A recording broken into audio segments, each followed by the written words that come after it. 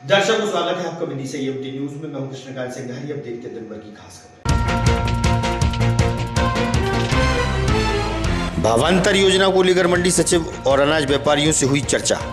किसानों ने बताया सोयाबीन की फसल आने वाली है।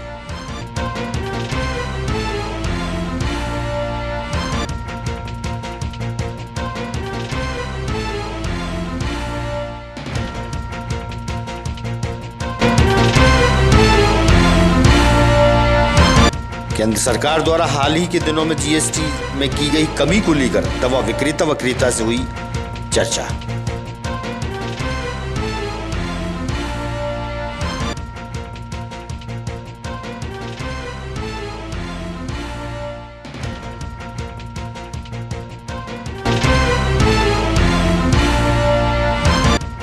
और वार्ड क्रमांक 12 में विकास कार्य ठप होने से शिवसेना यूबीटी ने कहा जलाएंगे पार्षद का पुतला। वहीं पार्षद ने पुलिस को दिया आवेदन।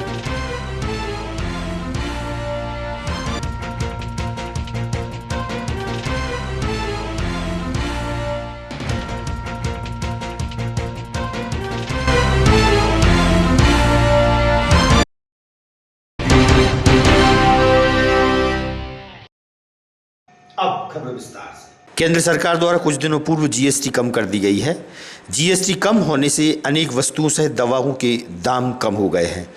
दवा पर जीएसटी कम होने पर मेडिकल स्टोर संचालक व दवा क्रेता से हुई चर्चा।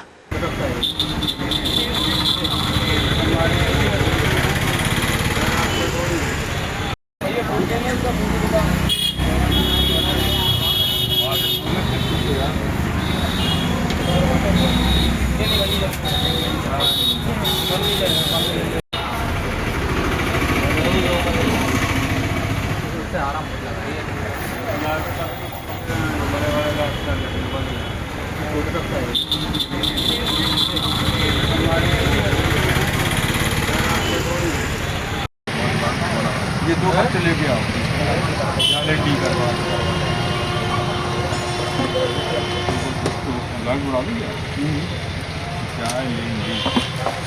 में आपका तोमर जी कहाँ पहुँचे आज आप?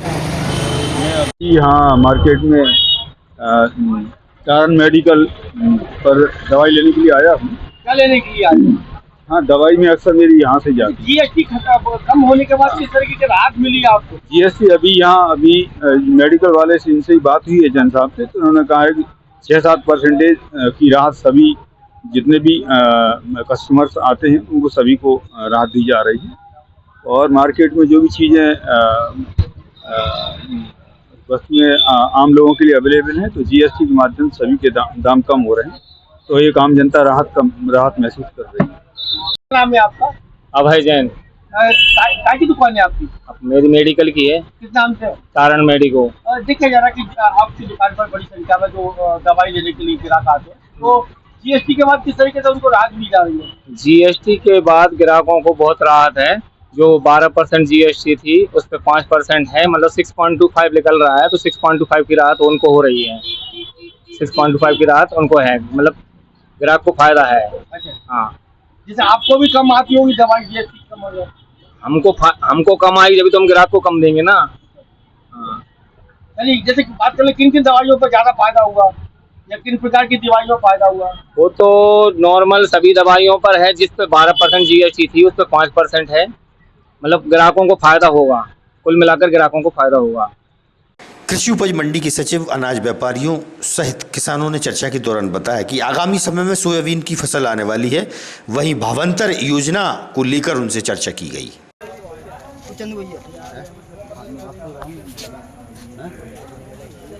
जो काम करें कल बनवा देंगे।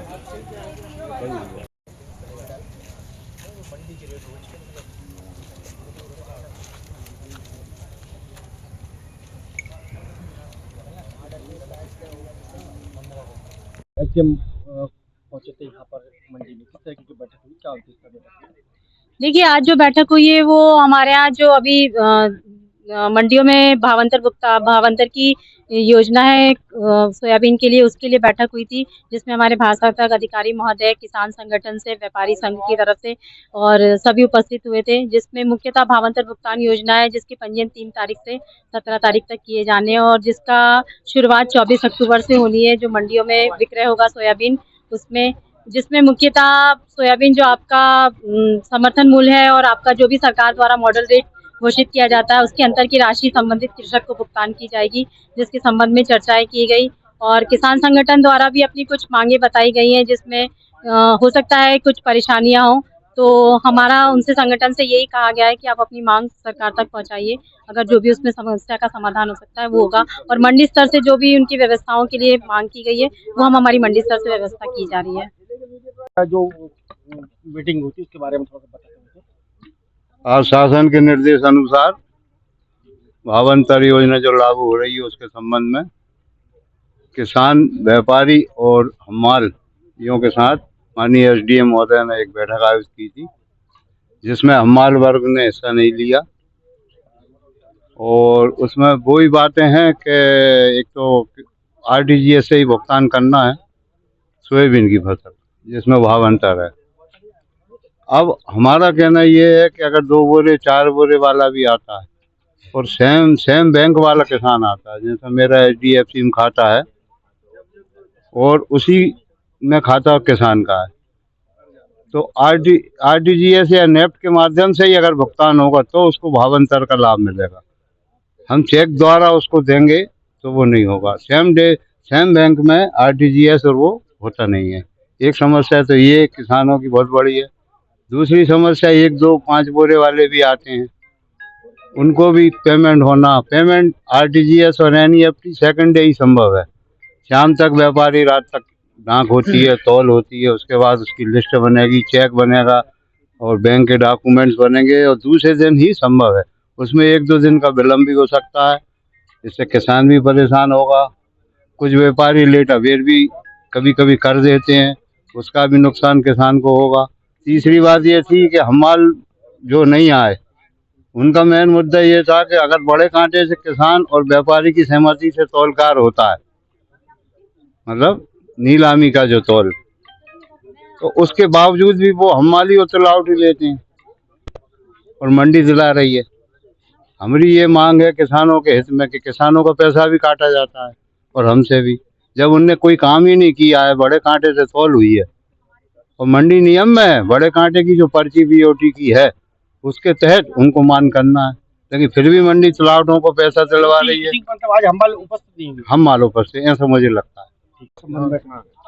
आज मंडी समिति के द्वारा बैठक का आह्वान किया गया था, जिसमें व्यापारी और तुलावटी संघ और भारतीय किसान संघ को आमंत्रण दिया गया था। ये बैठक में मुख्यतः जो भावांतर योजना सरकार द्वारा लागू की गई है उसके विषय में बात करने के लिए बुलाया गया था। शिवसेना यूबीटी के द्वारा बताया गया कि वार्ड क्रमांक 12 में विकास कार्य ठप होने से कोई काम नहीं हो रहा है। पार्षद का पुतला जलाने की बात कही गई थी। वहीं पार्षद द्वारा सिटी कोतवाली में ज्ञापन के माध्यम से बताया गया कि अगर पुतला जलाया तो वो शिवसेना के सदस्यों को जूते चप्पल की माला पहनाएंगे। इस संबंध में शिवसेना के पदाधिकारियों से हुई चर्चा।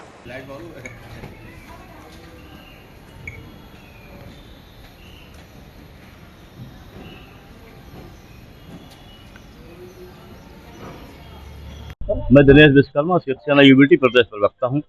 जी, आज आपके द्वारा पुतला दहन किया जा रहा था, किनका किया जा रहा था, क्यों किया जा रहा था? ये भारतीय जनता पार्टी के जो निकम्मे पार्षद हैं, जिनके द्वारा काम नहीं कराया जा रहा है वार्डों में, इसको लेके ये पुतला दहन का कार्यक्रम था वार्ड क्रमांक 12 में।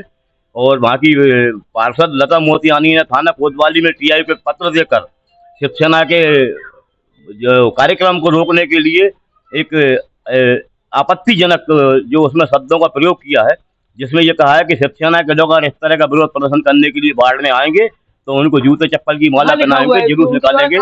बताइए, ये उनका पत्र है। कहाँ लिखा हुआ है? आप झूठा आरोप लगा रहे हैं उन पर। देखिए क्या है कि बताए, लिखे तो बताए कहाँ लिखा, उनके द्वारा लिखा गया। शिवसेना बिना तथ्य की बात नहीं करती। ये भारतीय जनता पार्टी का लेटर पैड है। भारतीय जनता पार्टी की पार्षद कौन सी लाइन में लिखा हुआ जूते चप्पल वाला मामला बताया? ये सबसे नीचे की लाइन में जहाँ पे लिखा हुआ है जी, और इसमें नाम लिखा है कि सत्येंद्र सिसोदिया और दिनेश विश्वकर्मा जी। इन दोनों के द्वारा ये कार्यक्रम आयोजन किया जा रहा है। कौन है, किसके लिखा हुआ ये लेटर है? ये लता मोतियानी और कौन है ये? उनके हमारे वार्ड क्रमांक 12 की पार्षद हैं। हाँ। उनके कौन सी पार्टी से? ये भारतीय जनता पार्टी की पार्षद। किसको दिया ये लेटर? ये थाना कोतवाली विदिशा में दिया गया पत्र है। इस पत्र में जो है सीधे तौर पे जो आपत्तिजनक शब्दों का प्रयोग करके इस आंदोलन को रोकने के प्रयास किए गए। वही भारतीय जनता पार्टी की जो मानसिकता जो है, जो कि आंदोलनकारियों को आवाज दबाने के जो प्रयास किए जा रहे हैं, ये बहुत ही निंदनीय है। और इस संदर्भ में क्या करेगी इस कार्य को लेकर? इस संदर्भ में शिवसेना जो पुलिस अधीक्षक महोदय को देकर पार्षद के विरुद्ध मुकदमा कायम करने की मांग करेगी और उनके खिलाफ आंदोलन करेगी। आपका? मेरा नाम सत्येंद्र सिसोदिया, जिला अध्यक्ष शिवसेना विदिशा। जी, ये जो आपके द्वारा आपके ऊपर जो भारतीय जनता पार्टी के द्वारा कुछ जूते चप्पल की बात कही, क्या पूरी घटना है? जी, आज हमारा वहाँ पे पुतला जलाने का प्रोग्राम था, तो उसके द्वारा हमने आज यही साहब को ज्ञापन लेटर दिया है हमारे खिलाफ कि ना अगर यहाँ वो ऐसा कार्यक्रम करते हैं तो उनको हम जूते पहनाकर। कौन ने कहा इस बात को? जो वहाँ के पार्षद हैं, लता क्या नाम उनका, मोतियानी जी। कौन सी पार्टी से? वो बीजेपी पार्टी से। उन्हें लिखित में दिया है यही साहब को, इनको जूते चप्पल पहना के इनका जुलूस निकाला जाएगा। हमारे आप जिला अध्यक्ष क्या कार्रवाई करेंगे ऐसे लोगों पर? मैं जिला अध्यक्ष हूँ, इनके खिलाफ मैं ज्ञापन की और FIR की मांग करता हूँ। विदिशा एडिशनल एसपी डॉक्टर प्रशांत चौबे के पुत्र, जो कि दिल्ली में लॉ की पढ़ाई कर रहे हैं, एडिशनल एसपी के पुत्र द्वारा एक पुस्तक लिखी गई है जिसका नाम है संबल, जो कि बुजुर्गों के लिए संबल प्रदान करेगी, कारगर सिद्ध होगी।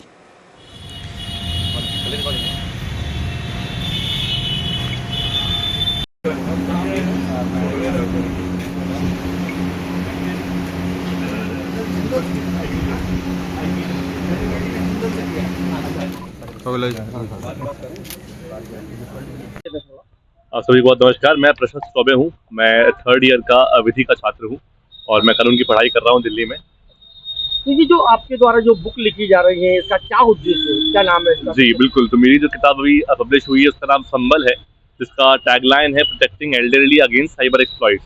तो इस किताब का सिर्फ एक उद्देश्य है कि अभी विगत दौर में हमने बहुत सारे किस्से सुने जिसमें कि बुजुर्गों के खिलाफ कई तरह के साइबर अपराध किए गए, कई तरह के साइबर षड्यंत्र किए गए और उनका बहुत सारा पैसा लूटा गया और कई तरीके से उनको बदनाम किया गया समाज में। तो इस किताब से मेरा सिर्फ एक मकसद है कि मैं बुजुर्गों में और समाज में एक अवेयरनेस ला पाऊँ इन अपराधों को लेकर और इन अपराधों को लेकर जागरूकता लोगों के अंदर आ जाए।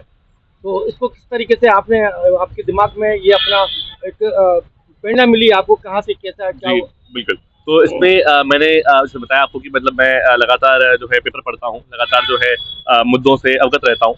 तो मैंने कई सारे ऐसे केस सुने कि जिसमें कई तरह की ऐसी बातें हो रही थी कि कई सारे बड़े बड़े स्कैम हुए और इसलिए मैंने इस किताब में ऐसे 40 मोडस ऑपरेंडी को डिस्कस करा है जिनके जरिए से साइबर अटैकर्स जो है बुजुर्गों को टारगेट करते हैं। और हमने इस किताब में उससे बचने का तरीका भी लिखा है और अगर आपकी घटना हो जाती है तो कैसे उसका कंप्लेन करना है, कैसे उसकी रिड्रेसल लेना है, कैसे सरकार तक पहुंचना है, उसके बारे में बात की गई है।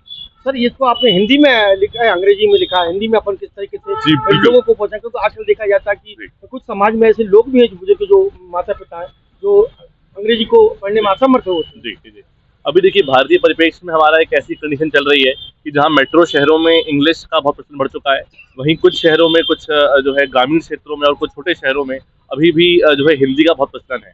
तो मैंने अभी शुरुआत करने के लिए इस किताब को इंग्लिश में लिखा है, लेकिन मेरा आगे जाके ये प्लान रहेगा कि मैं इसकी हिंदी कॉपी निकालूं और जो हिंदी भाषी हमारे क्षेत्र है उनमें भी इस किताब को प्रसार किया। सर, आपके द्वारा एक लास्ट गांधी का भी बारे में जिक्र किया गया, लास्ट गांधी भी, उसमें क्या उद्देश्य है? जी बिल्कुल, तो वो मेरा एक उपन्यास था और वो मेरी बहुत मन की किताब थी, मैंने उसको बहुत अच्छे से लिखा था और उसमें हम लोगों ने कहानी डिस्कस करी है जो भारत के कंटेक्स्ट में कई सारी जो पॉलिटिकल पार्टीज हैं और कई सारे पॉलिटिकल परिवार हैं उनके बारे में व्यंग्यात्मक तौर पे बिना असली नामों को इस्तेमाल करे कुछ एक टिप्पणी करता है और वो मैंने उसमें एक बच्चे का जीवन बताया है जो आसपास राजनेताओं से घिरा हुआ है।